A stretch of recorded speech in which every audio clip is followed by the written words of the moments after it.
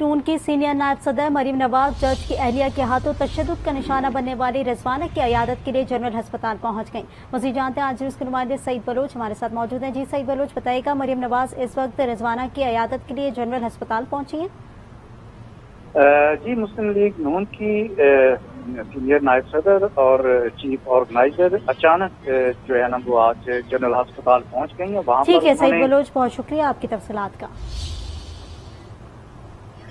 Provincial government है, चाहे वो आला अदलिया है या वो लोअर कोर्ट्स है, सबसे मेरी ये इस्तदा है कि मुजरिम चाहे जितना बड़ा भी ताकतवर हो, जज हो, कोई भी हो, उसको कानून के शिकंजे में लाना, उसको सजा देना इस वक्त की अहम तरीन।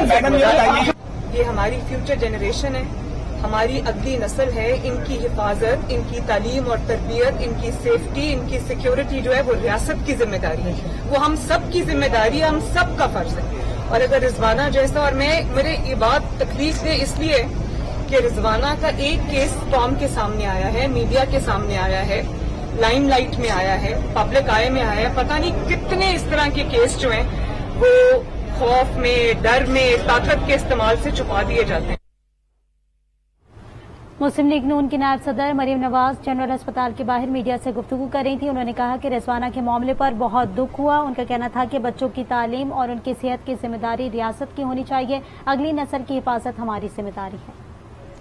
आपको बताएं कि लीगी रहनुमा मरीम नवाज मीडिया से गुफ्तगू कर रही थी। उन्होंने कहा कि रिजवाना के मामले पर बहुत दुख हुआ। इससे पहले वो जनरल अस्पताल का उन्होंने विजिट भी किया, रिजवाना से मुलाकात भी की, उसकी अयादत भी की और उसकी अयादत करने के बाद वो मीडिया से गुफ्तगू कर रही थी। उन्होंने रिजवाना के मामले पर कहा कि अगली नस्ल की हिफाजत हमारी जिम्मेदारी है। रिजवाना के मामले पर बहुत दुख और अफसोस हुआ है, बच्चों का तहफ़्फ़ुज़ रियासत की जिम्मेदारी है।